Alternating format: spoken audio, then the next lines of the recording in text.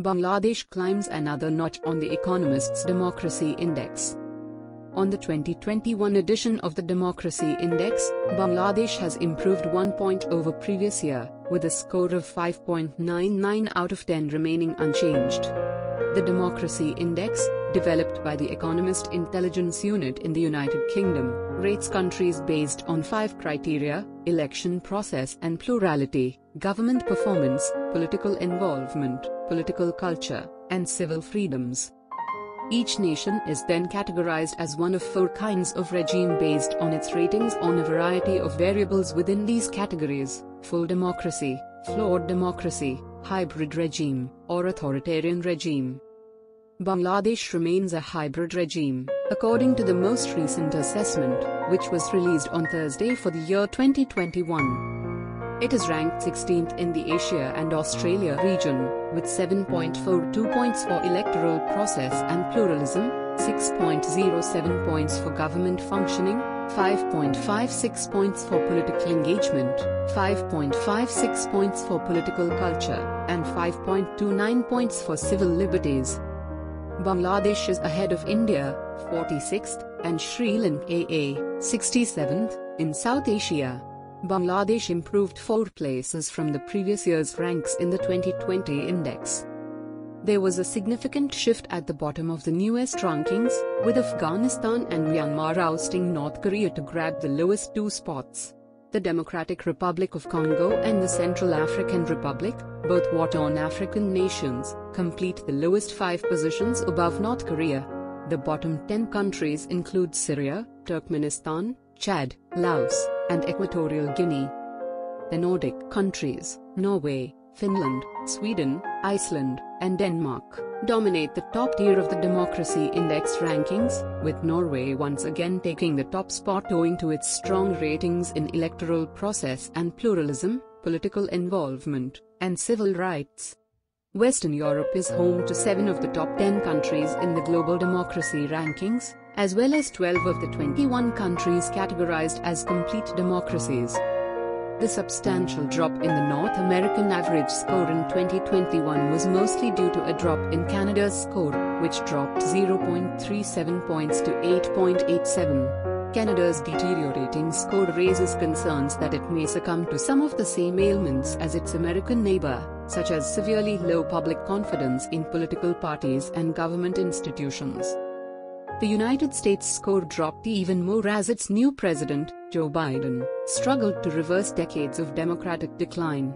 Biden convened the first of 2 summits for democracy in 2021, with the goal of reviving democracy throughout the world. The proposal drew skepticism in many areas of the globe, given the tarnishing of America's democratic credentials in recent years. China has defied many Western academics and governments' hopes that it would grow more democratic as it became wealthier. It has, on the contrary, grown less free. In the Democracy Index, China is categorized as an authoritarian government.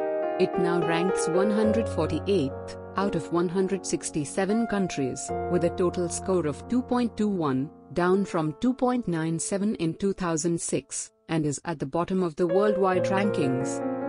Many pre-pandemic tendencies, such as an increasingly technical approach to governing society in Western democracies and a propensity to resort to force in many non-consolidated democracies or authoritarian regimes, have been exacerbated by the worldwide public health crisis. Democracy has not been in good condition for some time, as the Democracy Index has shown in recent years. The coronavirus pandemic demonstrated its durability in 2021, just as it did in 2020. The average worldwide score in the 2021 Democracy Index declined from 5.37 in 2020 to 5.28 in 2021, marking a larger year-over-year drop than the previous year and establishing a new low for the weakest global score since the index's inception in 2006. Despite the epidemic, the year 2020 was a fortunate one for Asia, as it acquired 3 complete democracies: Japan, South Korea and Taiwan. However, not one of the complete democracies saw a turnaround of fortunes in 2021, but 2 surprising nation downgrades at the other end of the rankings.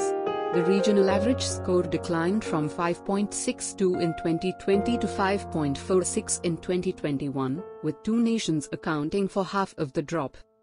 For the most of the fall, Afghanistan's overall score dropped from 2.85 in 2020 to 0.32 in 2021, dropping 28 places to the bottom of the rankings and replacing North Korea. Myanmar joined it at the bottom, with a score that dropped from 3.04 in 2020 to 1.02 in 2019, resulting in a 31-place drop from 135th to 166th position in the rankings. Of course, this isn't the full story. Just 8 of the region's 28 nations saw their overall score fall, while several, like Indonesia, saw significant advances, the research noted. However, Asia has failed to maintain the increasing momentum it had created up to 2016. Its average score of 5.46 is just 0.30 below the high point of 5.74 achieved in 2015 and 2016, and it is slightly over the 5.44 recorded in 2006.